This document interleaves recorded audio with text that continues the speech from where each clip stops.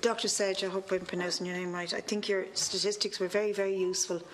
And some of the stuff that really jumps out, I'll repeat what other people have said, is that the majority of abortions are requested by married women, that more than half the women are between 20 and 29 years old, that most women who have abortions have also at least one other child, and most abortions happen by the 9th week. And I think that these are very important statistics, scientific statistics, to show that there's a lot of myth that comes from those who oppose people's right to abortion in this country. And I say this country in particular because when you look at the map, and I think others have referred to it, we do stick out indeed like a sore thumb in all our glory and all our red, as an island isolated from the rest of Europe.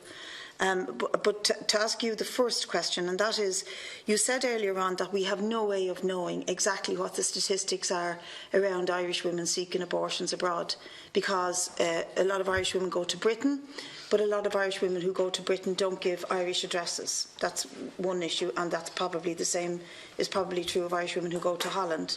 And so we've no way of gathering real statistics around the question of the statistics and the scientific knowledge around women and abortion and this country.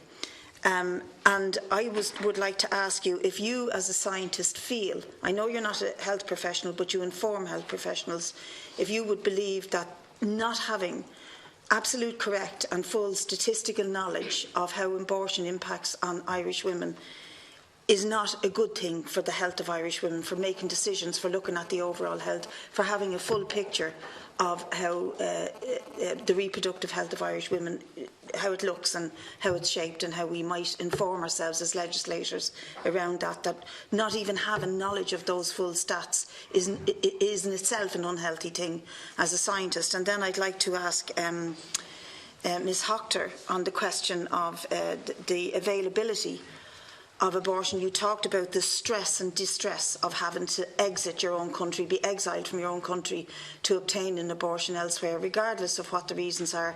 And as the doctor showed, there are a huge variety of reasons why women would seek to terminate a pregnancy, but having to leave your own country and suffer that distress is a big issue when it comes to looking at where Ireland falls down in terms of protecting women's rights and therefore in terms of compensating them. But would you add to that, because I think it's an important fact that has been proven by the stats here, that socio-economic access for women is, on top of that, another huge factor. So in other words, if you're poor, if you don't have the financial resources, you often will, as the doctor said earlier on, be subject to having to procure an abortion much later on rather than as early as possible. And you are put under much more stress and strain by having to get onto an aeroplane or a ferry and stay overnight in accommodation, and on top of that not be able to take your partner or a pal with you, because that's more stress and strain of a financial nature.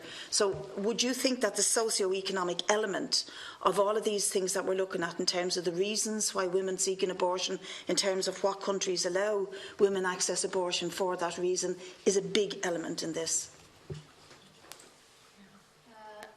Thank you for the comments and the questions.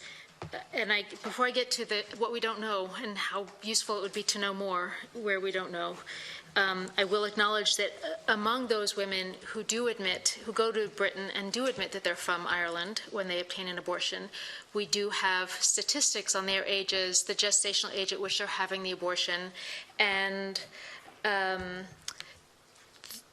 very small share of those abortions are obtained by adolescents. They are mostly done within 13 weeks of gestation. And I thought I had one more statistic here. No, that's it. So we do have we know maybe more than the tip of the iceberg, but what some portion of Irish women, what the characteristics are of the women having abortions. You know, I work at an organization whose mission is to conduct policy-relevant research and to support evidence-based policies. And from that perspective, yes, I would say that it's unfortunate that we don't have direct evidence within Ireland of the reasons why Irish women have abortions, the numbers of Irish women obtaining abortions, the circumstances under which they obtain abortions. I mentioned earlier that Ireland seems to be an anomaly with respect to the proportion of abortions that are unsafe, but we don't know among those clandestine abortions how many are done by a trained person or not. And even among those that are medically safe, we don't know what proportion of women having an abortion in Ireland experience stress related to the stigma that they experience for having had an abortion, or the stigma that they are afraid that they will experience. I mentioned a literature review of 14 papers that commented on the pervasiveness of that experience among women who have abortions where it's stigmatized. In the absence of this kind of evidence directly from Ireland, hopefully evidence from other countries in the region and in the developed world can help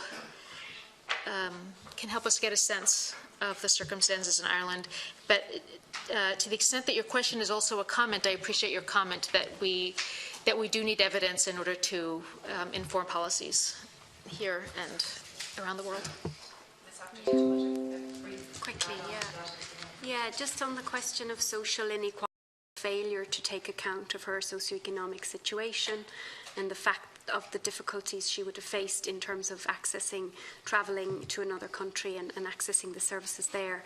And so it was both a component part of the cruel and inhuman treatment that the committee found she suffered, but it was also a component part of the inequality before the law finding of the committee that she had been treated kind of faced discrimination as a relation to a socioeconomic status.